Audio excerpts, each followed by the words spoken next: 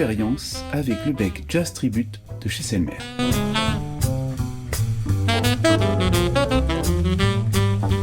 Dans cette vidéo, on plonge au cœur de ce nouveau bec, matière, fabrication, modèle. Je vais donc vous faire une présentation, un essai et terminer par un avis. C'est parti!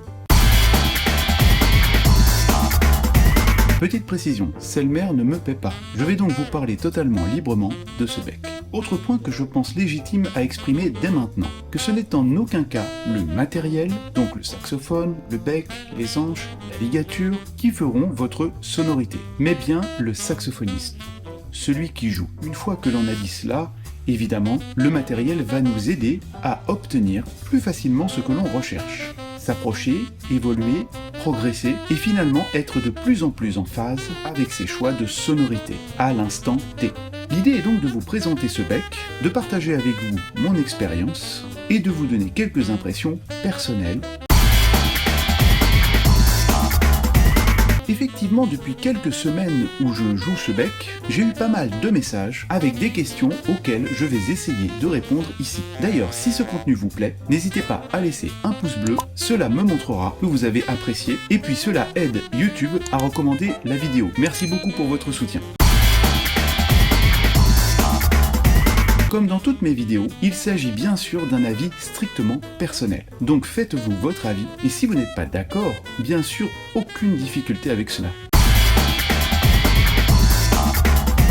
Avant de vous parler du bec, il est nécessaire de vous expliquer rapidement mon cheminement, ce qui pourra vous aider à comprendre au mieux ma démarche sur le fait de changer de bec. Pour ceux qui me connaissent ou qui me suivent un petit peu, j'ai été très longtemps sur un bec Autolink métal Supertone Master ouverture 7 étoiles. Ce bec était une sorte de référence lorsque très jeune j'ai commencé mon travail sur le son. C'était le bec à avoir, parce que joué dans différentes déclinaisons par les maîtres comme Lester Young, Dexter Gordon, Coltrane, Ben Webster, Hank Mobley ou encore Johnny Griffin par exemple. Donc de nombreuses années après, j'ai souhaité jouer sur un bec en ébonite, en jouant le T7 pendant plusieurs années. Et c'est là qu'après cette période d'une douzaine d'années sur l'ébonite, j'ai souhaité revenir sur le métal. À ce moment-là, j'ai découvert le Sios Max Sonata, que je joue également depuis plusieurs années. Si cela vous intéresse, j'ai d'ailleurs fait une vidéo à ce sujet, où je parle de ce bec lors de sa sortie, que vous pouvez retrouver bien sûr sur cette chaîne YouTube. À ce moment-là, j'ai donc mis un peu de côté ma démarche de recherche sur le bec en métal, même si évidemment je l'avais toujours à l'esprit. Mais venons-en au sujet qui nous amène ici,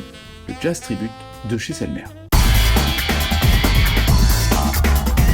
Cela faisait donc plusieurs années que je souhaitais revenir au métal, mais sans réelles opportunités. Et malgré plusieurs essais avec différents modèles, marques, je ne trouvais rien, à part des prototypes mais qui n'étaient pas encore commercialisés. À la fin 2024, j'ai pu essayer enfin les becs qui étaient finalisés, et les jouer donc plus longuement. C'est donc de cela que je vais vous parler aujourd'hui. D'ailleurs, si ce contenu vous plaît, n'hésitez pas, le petit pouce bleu, cela montrera que vous avez apprécié, et puis ça aide YouTube pour le référencement. Merci beaucoup pour votre soutien. Cela fait plusieurs mois que j'utilise au ténor le Jazz Tribute, et je vais vous livrer quelques détails et vous faire un retour le plus précis possible. On ne présente plus la maison Selmer, qui depuis très longtemps propose des saxophones, mais également a une longue tradition de fabrication de bec. J'y reviendrai tout à l'heure. Il s'agit donc d'un bec pour saxophone ténor. Selmer va certainement, à l'avenir, décliner la gamme de bec métal pour d'autres saxophones, mais au moment du tournage de cette vidéo, il n'existe que les modèles pour saxophone ténor. Il s'agit d'un bec dit de jazz, comme son nom l'indique, Jazz Tribute, plutôt conçu donc pour toutes les musiques autres que le saxophone dit classique.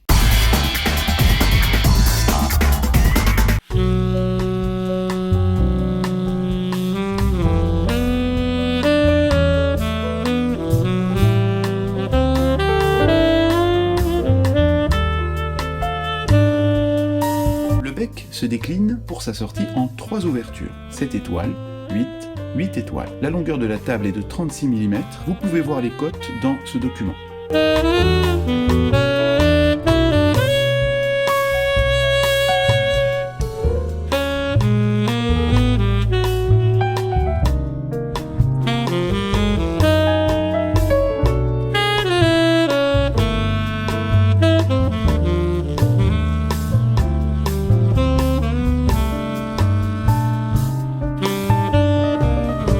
Au départ, je m'étais fixé sur une ouverture 8, en hésitant même avec le 8 étoiles. Mais lorsque je suis revenu 2 mois plus tard, j'ai finalement décidé que c'était le 7 étoiles, qui avait l'air de mieux me convenir. Petit aparté rapide, j'ai toujours joué sur quasiment tous mes saxophones des becs avec des ouvertures très standards, qui correspondent en général à 7 étoiles. Donc finalement, je me suis positionné, après ces essais, sur ce que je choisis depuis toujours comme ouverture. Cela me paraît donc assez fidèle.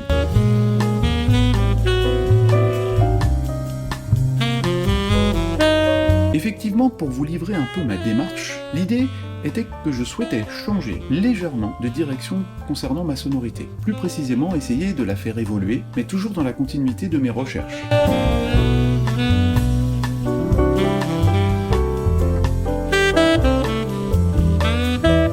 Pour moi, il y a une sorte de paradoxe. Le son au saxophone me semble être un des points les plus importants. Et pourtant, comme le disent très bien les talentueux saxophonistes Pierrick Pédron et Stéphane Guillaume, de manière différente, je n'ai pas forcément le son que je rêvais d'avoir. Il y a certainement plusieurs raisons à cela. Déjà parce que notre morphologie, notre corps, ne nous permet peut-être pas de sonner comme un Dexter qui, par exemple, faisait près de 2 mètres, mais également la forme du palais, la bouche, etc. Deuxièmement, nous entendons notre son d'une manière très personnelle. Nous entendons, lorsque nous jouons, la résonance de notre corps avec le bec dans la bouche, une sorte de voix intérieure. Un peu comme lorsque vous entendez votre voix à travers un enregistrement pour la première fois. Souvent, on ne se reconnaît pas. Ça c'est vrai ça! Donc nous avons nos modèles de son, mais nous ferons ce que nous pourrons. C'est la capacité à accepter ce son, notre son, qui va nous permettre de bien vivre avec et le faire évoluer. Revenons donc à ce choix de nouveaux becs. L'idée était donc de faire évoluer ma sonorité, toujours dans la direction de mes 4 maîtres. Pour moi, que sont Stan Getz, Dexter Gordon, John Coltrane et Hank Mobley. Évidemment, vous me direz qu'ils sont tellement différents au niveau du son que cela semble presque impossible à faire cohabiter chez une personne. Et c'est bien vrai.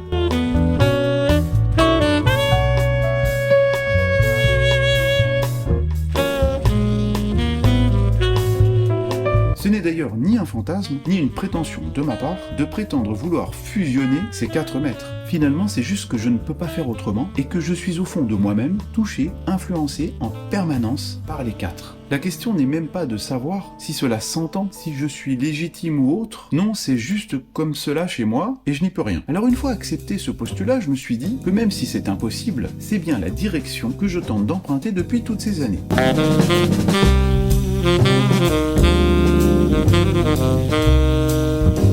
En cheminant vers quelque chose, et en toute modestie, de personnel. Et donc c'est là où le Jazz Tribute va jouer tout son rôle, comme à chaque fois que je change de bec ou de matériel, pour que je puisse continuer ce chemin et essayer, modestement encore une fois, de faire ma propre synthèse, si c'est possible, de ces 4 jeux, de ces 4 sonorités.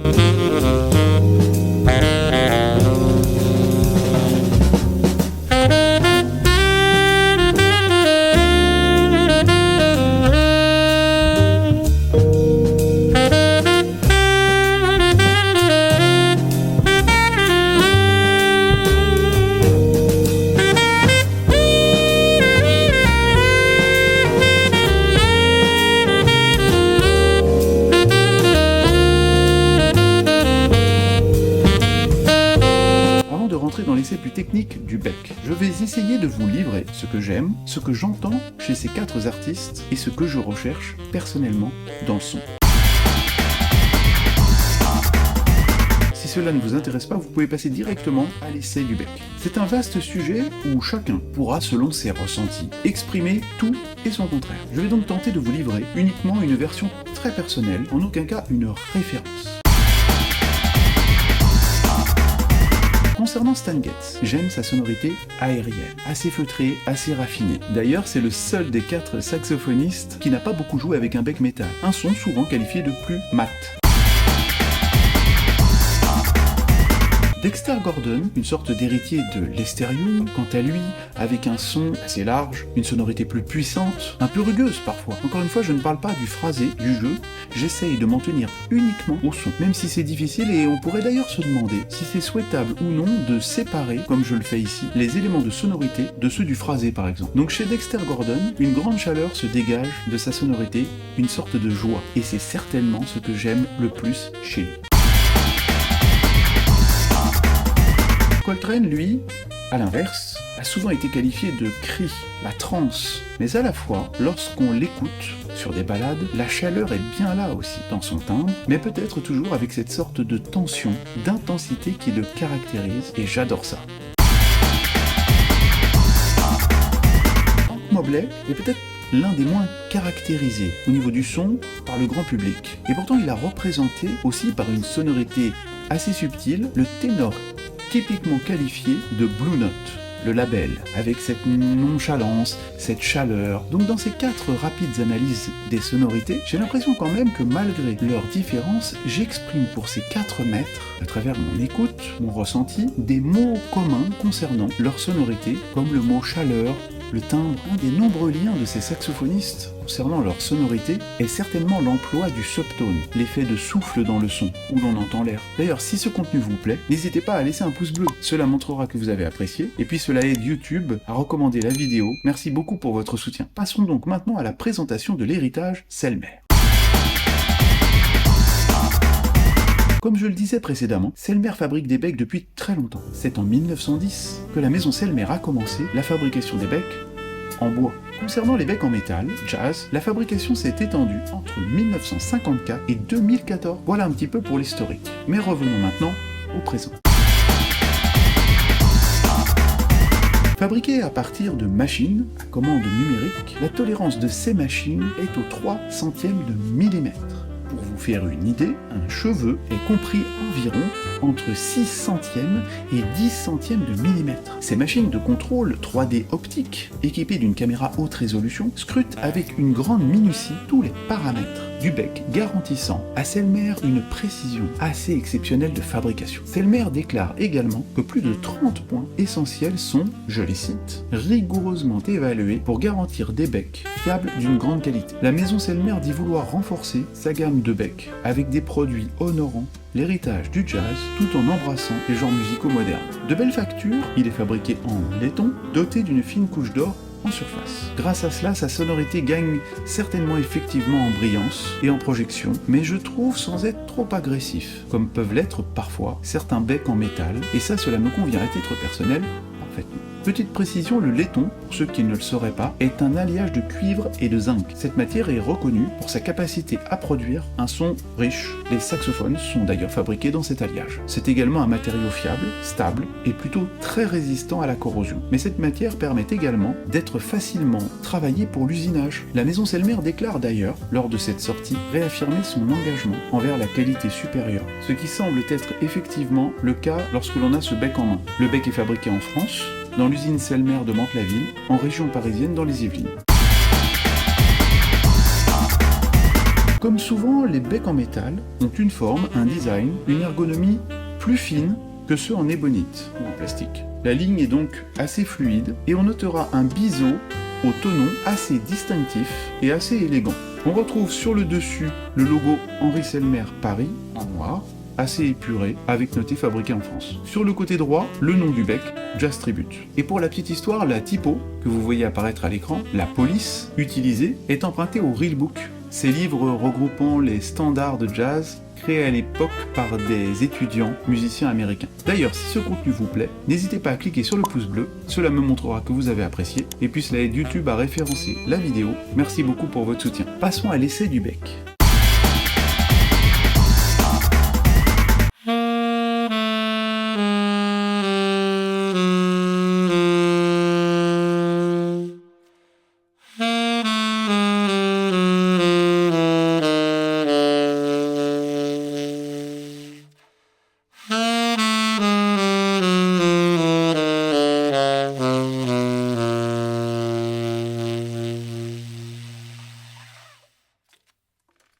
Traditionnellement, les becs de jazz sont souvent plus ouverts que les becs dits classiques, permettant plus de flexibilité pour le phrasé, les inflexions, les effets par exemple. Alors qu'habituellement, les saxophonistes classiques préféreront avoir une ouverture un peu plus fermée, avec une force d'anche un peu plus élevée, ce qui leur permettront d'avoir une sonorité plus maîtrisée, proche du hautbois, de la clarinette, avec par exemple une grande justesse.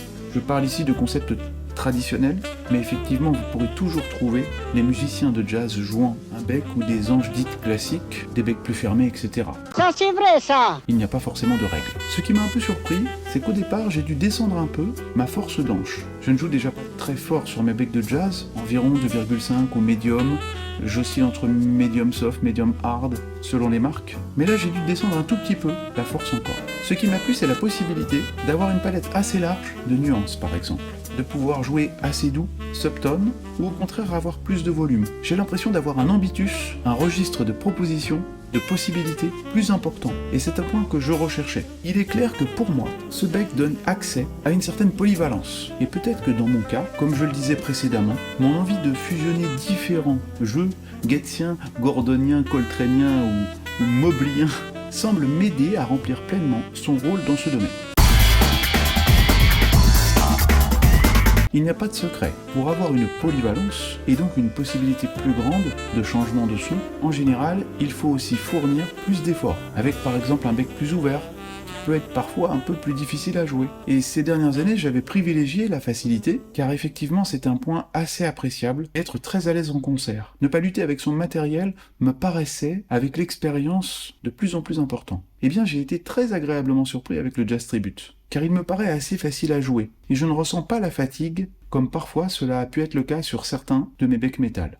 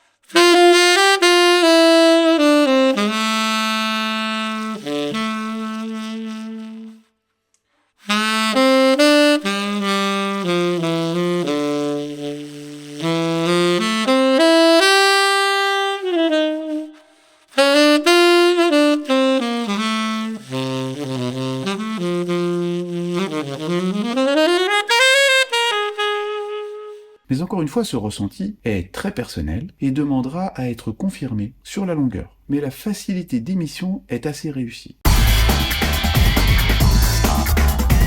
Au niveau du timbre, et c'est peut-être pour moi le plus important, c'est un peu similaire aux nuances, on retrouve un timbre plus caractéristique que l'on associe au bec métal en général. Petit aparté, même si la science semble avoir tranché sur le sujet, disant que la matière importe moins, voire pas du tout, que par exemple la géométrie, la forme, l'ouverture, la taille de la chambre, etc.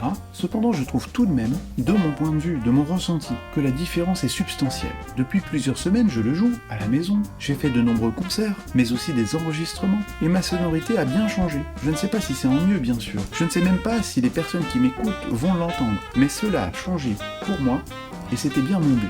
J'ai l'impression de pouvoir mieux développer mon identité sonore. Il y a un grand équilibre de timbre sur toute la tessiture, et ça c'est vraiment bien, car ce n'est pas toujours le cas, particulièrement je trouve sur les becs en métal. J'avais également envie d'avoir une meilleure projection du son. J'aime beaucoup avoir un son qui résonne autour de moi, une certaine largeur. Mais attention, je ne parle pas de jouer fort, plutôt un son large qui englobe, qui entoure. Et à la fois, je trouve également que lorsque je joue avec le Jazz Tribute, le côté directionnel que je cherche à la fois avec mon Super Balance ou mon Cigar Cutter, et donc mon bec, est bien présent. Vous voyez, je parle à la fois du son en largeur et du son directionnel, ce qui peut paraître antinomique, mais qui chez moi fait plutôt sens. D'ailleurs, si ce contenu vous plaît, n'hésitez pas. Le petit pouce bleu, cela me montrera que vous avez apprécié, et puis cela aide YouTube à recommander la vidéo et on en a besoin. Merci beaucoup pour votre soutien. En conclusion, il faut se rendre à l'évidence que de toutes les façons, on ne peut pas tout avoir et qu'il faudra faire des choix. C'est durant notre carrière souvent sujet à réflexion que les questions se posent. Est-ce que je veux un bec plus ouvert, qui me donnerait plus de possibilités, mais qui serait peut-être plus fatigant qu'un bec fermé? Est-ce qu'en jouant plus fermé, je ne risque pas de réduire un peu mes possibilités sur les timbres, les effets par exemple, qu'avec un bec plus ouvert?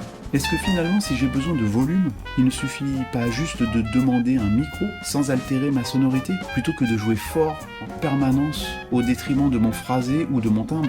Des dizaines de questions se posent et se poseront. C'est pour cela qu'il n'y a rien de parfait pour soi-même, mais on peut s'en rapprocher à un moment T en faisant des choix de ce qui est important pour nous. Une démarche qui, je crois, me caractérise sincèrement, c'est que je ne suis pas versatile, dans le sens où je changerai fréquemment d'avis en fonction de ce qui se passe. Ce n'est pas du tout mon chemin. J'essaie au contraire, et sans être fermé aux propositions qui peuvent arriver, la preuve, de me fixer des caps, même si ce n'est pas toujours facile, dans lesquels je me tiens et avec lesquels je construis un cheminement très régulier sur du moyen ou long terme. Je sais ce que je veux et surtout ce que je ne souhaite pas. C'est un choix, mais c'est également une posture, tout simplement pour m'éviter des doutes permanents qui m'empêcheraient à titre personnel d'avancer comme je le souhaite en n'étant pas suffisamment tranquille.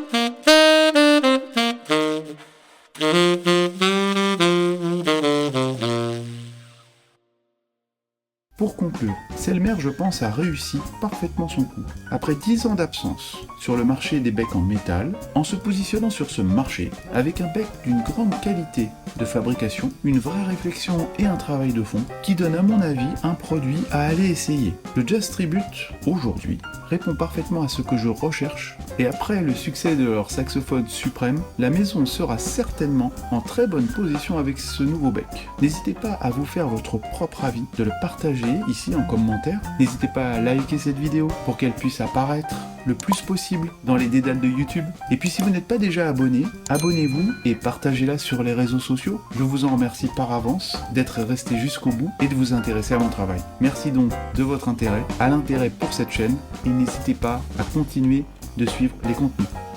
Bye!